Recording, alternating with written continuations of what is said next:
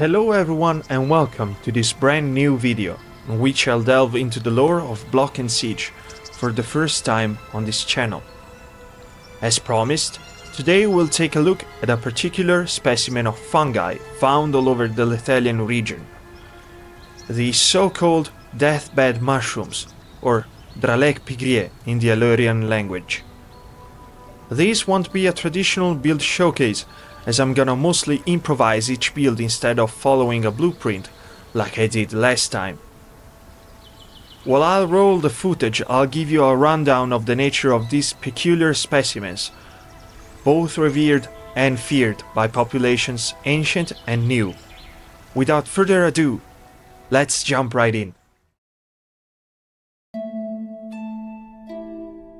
The deathbed mushrooms are a primordial species of fungi that can be found more frequently in clusters and in damp spaces, like broad-leaved forests. Their size varies and they seemingly never stop growing, as gigantic specimens have been observed in some areas of the Lethalian region. Their size grants them a thick, fibrous stem and endless vigor. Or is it something else within these otherworldly mushrooms that extends permanently their life? Ancient manuscripts acquired by the Alurian suggest that the mycelium surrounding a deathbed family was commonly used as a burial site by a long-forgotten race that once ruled over these lands, hence the name given by Lethalian's current inhabitants. It's through this manuscript that the Alurian race discovered that leaving alone a corpse near a deathbed's root would make it decompose faster, leaving no trace, except for its bones, which can be spotted accumulating within the area. The ancient text also mentioned that the corpses are indeed what the mushroom feasts on, making them grow bigger with each consumption. Once, these alien fungi were seen by the aforementioned ancestral race as sacred and intelligent, hosting each corpse's memory and soul, hence why these sites were repeatedly used as burials. It's also worth mentioning that large families have been indeed spotted emerging after a large-scale conflict, leaving behind only a trail of weapons, armors, and bones.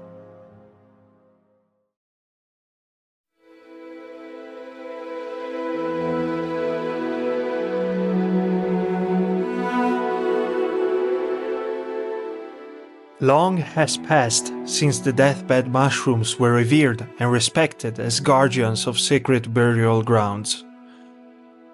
Nowadays, the Alurian race isn't fond of the ancestral fungi, although they still feel a semblance of respect towards them.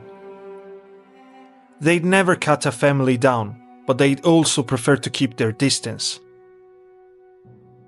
Some even report hearing countless unnerving voices calling them and speaking of things they cannot or refuse to comprehend. Furthermore, their skepticism is fostered by rumors of missing young Alurian kins that dare to play too close to the mycelium, disturbing the cluster of mushrooms with their clamor.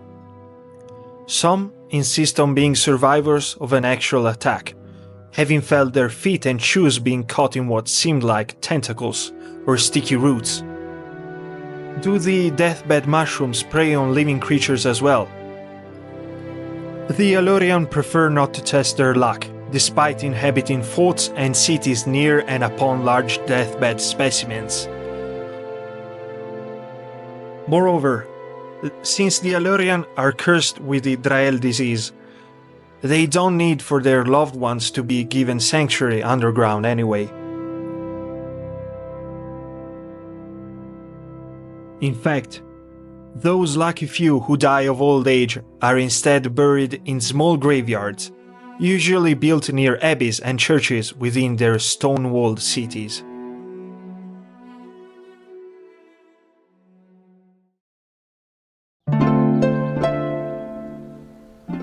Hey there guys, Just chiming in to say thank you so much for sticking by until the end of this special video.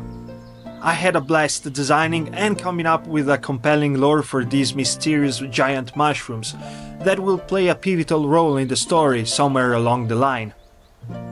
For all you mushroom enthusiasts out there, I took inspiration from two species, the deadly deathcap mushroom and the Russula delica, which shares with the subject of this video the odd feature of being usually covered in dirt and foliage.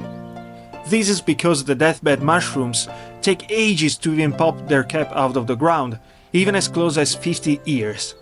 That is, depending on the mushroom's diet, of course. And speaking of diets, remember not to pick mushrooms you are not 100% certain are edible, or consult an expert beforehand. You don't want them to be your last meal. As always, you'll find the link in the description to my Patreon page, where you can support me by buying the assets you've seen throughout this video. They're available in formats compatible with popular mods like Axiom and Litematica, so that you can use them within your own awesome projects. Thanks again for the attention and support. See you next time, weary travelers.